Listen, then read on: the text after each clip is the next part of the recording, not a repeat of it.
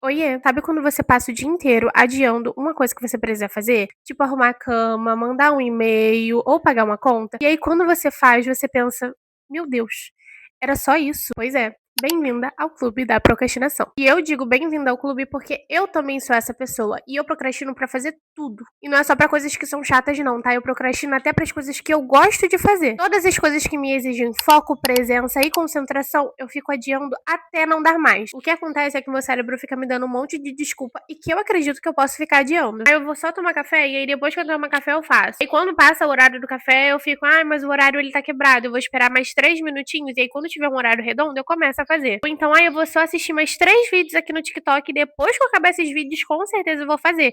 E o que que acontece? Eu não faço. E aí quando eu percebo, já é de noite, eu já perdi o dia inteiro, não fiz o que eu precisava fazer. Só que eu percebi que a procrastinação, ela não é preguiça. Tem uma coisa muito mais profunda aí que a gente vai conversar sobre isso no episódio de hoje.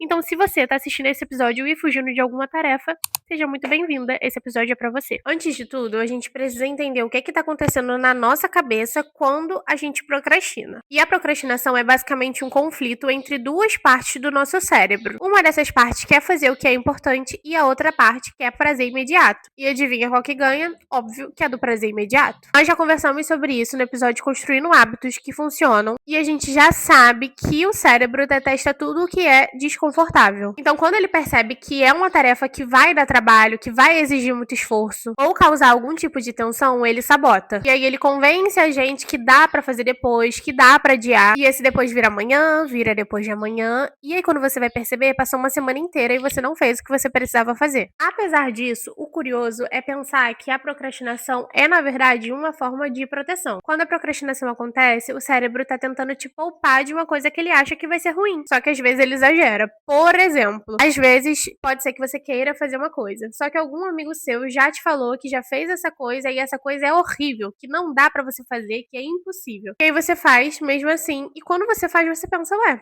mas nem foi tão horrível assim". Outro exemplo disso é que esses dias eu tava adiando de responder um e-mail por uma semana. Eu achava que eu ia ter que abrir o e-mail, ia ter que ler com calma, que ia demorar, que ia ser uma tarefa chata, que eu poderia fazer outras coisas antes de abrir esse e-mail, porque parecia que era um e-mail muito grande, muito complexo. E eu adiei durante exatos 7 dias pra fazer isso. E aí quando eu sentei na frente do meu computador, abri o e-mail e respondi, eu não levei nem 5 minutos. Nem 5 minutos. E aí eu fiquei rindo sozinha, pensando que eu adiei uma semana inteira pensando nesse e-mail que eu tinha que responder. E eu fiquei pensando, caraca, eu passei uma semana inteira pensando nisso e eu não levei nem 5 minutos pra fazer. E é aí que a gente tem outro ponto. A gente sofre muito mais por antecipação dessa tarefa do que de fato na ação dela. Ou seja, o medo da tarefa é muito maior do que a ação em si. A psicologia tem uma explicação de que a procrastinação tem muito a ver com a nossa regulação emocional. A gente fica adiando as coisas não porque nós somos preguiçosas, mas simplesmente porque a gente não sabe lidar com o sentimento que essa coisa provoca na gente. Pode ser um sentimento de medo, de insegurança, de tédio, de ansiedade. Ou seja, não necessariamente é sobre o tempo que você vai levar fazendo alguma tarefa, mas simplesmente pelo sentimento que você vai ter e que acompanha essa tarefa antes de você fazer ela. E esse sentimento de medo de como vai ser a realização dessa tarefa muitas vezes pode levar até o caminho do perfeccionismo. E é aí, minhas amigas, que eu também passo por isso e que o buraco é muito mais embaixo. Às vezes, a minha procrastinação na verdade, é perfeccionismo. Isso é um assunto muito difícil porque o perfeccionismo, na verdade, quer que você faça o melhor. Mas eu sei que, na verdade, no fundo, é só uma autossabotagem. Quando eu quero fazer alguma coisa e o perfeccionismo fica falando na minha cabeça, ai, não faz agora, faz quando você tiver mais tempo, quando você estiver mais preparada. Porque eu, e acredito que vocês também tenham essa sensação de que a gente precisa estar 100% preparado pra fazer alguma coisa. Só que você sabe o que que acontece? Chega no final e esse momento de estar 100% preparada nunca chega. E, amigas, isso se engloba em tudo. Quando você quer fazer um projeto, quando você quer criar um canal no YouTube, quando você quer começar a postar conteúdo na internet, quando você quer fazer uma viagem, quer fazer um curso, mas você fica pensando que você precisa estudar a ideia antes, que você precisa se preparar melhor antes. Quando você vê, já passou um ano, provavelmente alguém que estava com a mesma ideia que você já fez o que você queria fazer antes. E o pior de tudo é que no final você fica pensando, caramba, eu poderia ter feito isso há um ano atrás. E o que acontece é que, na real, o perfeccionismo tem medo do erro. E o que que acontece? pra evitar errar, ele simplesmente não faz. E olhando assim, até parece que é controle, só que isso na verdade é fuga. Eu mesma já deixei de postar vários vídeos que eu achei que eram ideias super legais, mas que eu gravava e eu achava que não tava perfeito. Que a iluminação não tava boa o suficiente, que a voz não tava boa o suficiente. E aí quando eu finalmente criei coragem pra postar esses vídeos, todo mundo elogiou, falou que foi uma ideia muito legal. E eu percebi que na verdade as coisas que eu tinha achado que tinham ficado ruins, na verdade ninguém nem percebeu. E você sabe por que que isso acontece?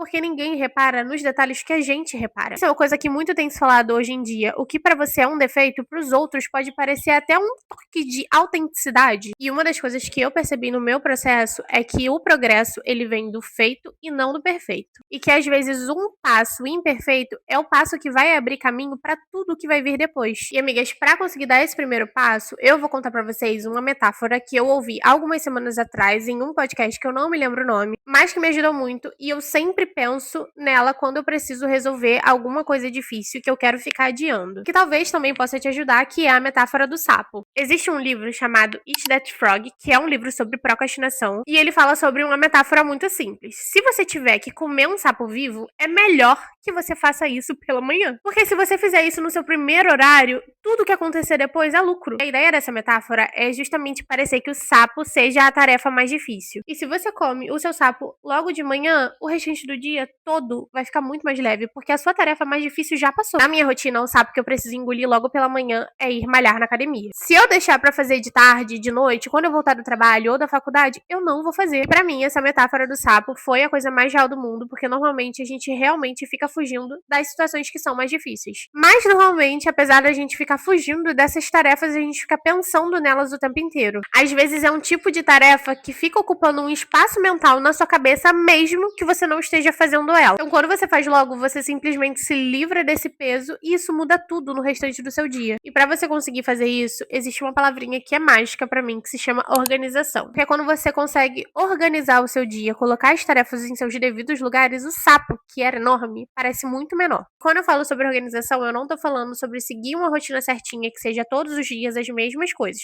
Até você pode, se isso te ajudar. Só que o que acontece comigo, por exemplo, é que eu procrastino porque a minha mente tá muito bagunçada. Eu não sei exatamente em quais horários que eu vou conseguir encaixar. E aí acaba que eu não sei por onde começar a fazer as coisas que eu preciso fazer. E aí acaba que o meu caos mental vira uma desculpa pra eu não fazer as coisas que eu preciso. Uma das coisas que mais me ajudaram e que pra mim é uma das coisas mais simples é anotar tudo que você precisa fazer. Quando eu coloco no papel as tarefas que eu preciso fazer, mesmo que sejam tarefas que pareciam que eram enormes monstros, no papel vira só uma tarefa que quando eu faço, eu risco. Ou coloco uma estrela, ou coloco um check. E quando elas saem disso aqui pra isso aqui em uma linha no meu planner, por exemplo, eu sinto que eu tenho essa sensação de que eu tô conseguindo fazer as coisas, que o meu dia ele tá andando, me dá uma sensação de que eu tô avançando, que eu não tô parada. E amores, eu pesquisei, então não é só psicológico. Quando você risca uma tarefa da sua agenda ou do seu planner ou coloca uma estrelinha lá, é cientificamente comprovado que ser organizada é prazeroso. Uma outra dica que eu amo e que eu uso é o método Pomodoro, que provavelmente algumas de vocês já conhecem, que é basicamente fazer uma coisa por 25 minutos, parar nos 25, descansar por 5 e depois voltar a fazer. Falando assim, até pode parecer uma coisa boba, só que isso ajuda o seu cérebro a entender o que tá acontecendo. Ajuda o seu cérebro a entrar num momento de foco quando você já tem um tempo determinado pra isso. Então você faz o que você precisa fazer durante 25 minutos, estuda, trabalha, malha, não sei. E aí depois dos 25 minutos você tem 5 minutos de descanso. E nesses minutos de descanso você pode fazer, sei lá, levantar, beber uma água, se alongar, ligar pra alguém se for uma ligação bem curtinha, ler algum livro que você tá lendo, não sei, fazer alguma coisa que seu cérebro reconheça como um tempo de descanso. O importante desses 5 minutos de pausa é, de repente, você identificar os seus gatilhos. O meu gatilho, por exemplo, é ficar vendo vídeo descompensadamente no TikTok. Então, no meu 5 minutos de descanso, a primeira coisa que eu não vou fazer é pegar o meu celular e ir direto no TikTok, porque eu sei que eu vou ficar descompensada, gente. Eu passo muitos minutos da minha vida, às vezes algumas horas, vendo vídeo sem parar. Uma coisa que também ajuda muito é que se você tiver uma tarefa que seja muito longa, tenta dividir a sua tarefa em algumas partes. Por exemplo, eu estou em fase de entrega do meu TCC. E aí toda vez que eu parava para pensar que eu precisava sentar para escrever o meu TCC, eu entrava em desespero e automaticamente me dava vontade de parar. Então, quando você divide essa tarefa que é muito longa, muito extensa, muito cansativa, que exige muita concentração em tarefas menores, talvez o seu cérebro ele receba um pouco melhor essa mensagem que você tem que passar para ele. Então, ao invés de falar, eu vou sentar para escrever o meu TCC, você pode sentar para escrever a sua introdução ou buscar algumas referências. O mais legal de conseguir organizar suas tarefas para você conseguir cumprir e fazer é que no final você fica com uma sensação muito gostosa. Quando nós terminamos de fazer uma tarefa que considerávamos difíceis de começar a fazer, é uma sensação de como se a gente estivesse no controle e as coisas elas fluem com muito mais facilidade depois disso. Enfim, amigas, eu acho que o mais importante é lembrar que a procrastinação ela não te faz uma grandíssima preguiçosa. A procrastinação ela faz parte da nossa vida, só que a gente precisa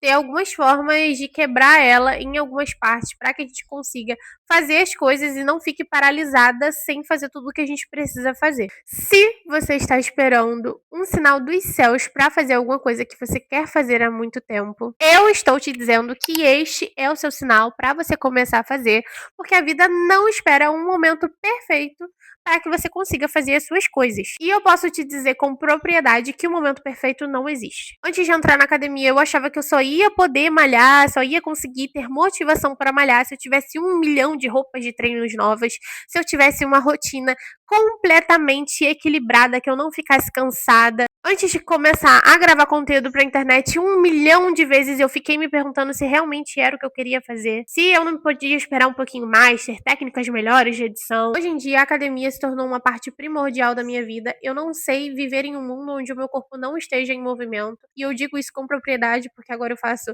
musculação, eu faço natação, eu fazia pilates, eu fiz balé, e eu realmente gosto da sensação de estar com o meu corpo em movimento. Hoje em dia, o meu trabalho com a internet é o que paga as minhas contas.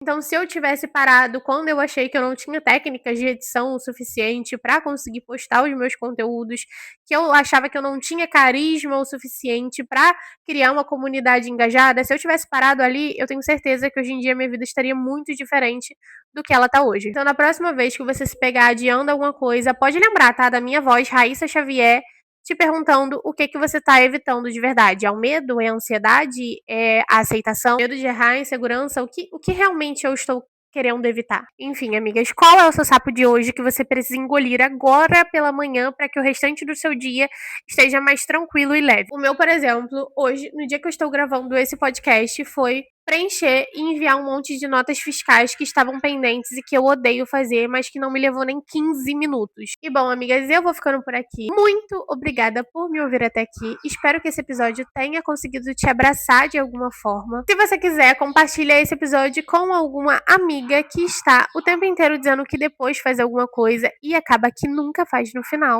E se você quiser continuar me ouvindo, segue meu podcast e avalia ele para ele continuar aparecendo para você. Um beijo, amigas, e até a próxima. Tchau!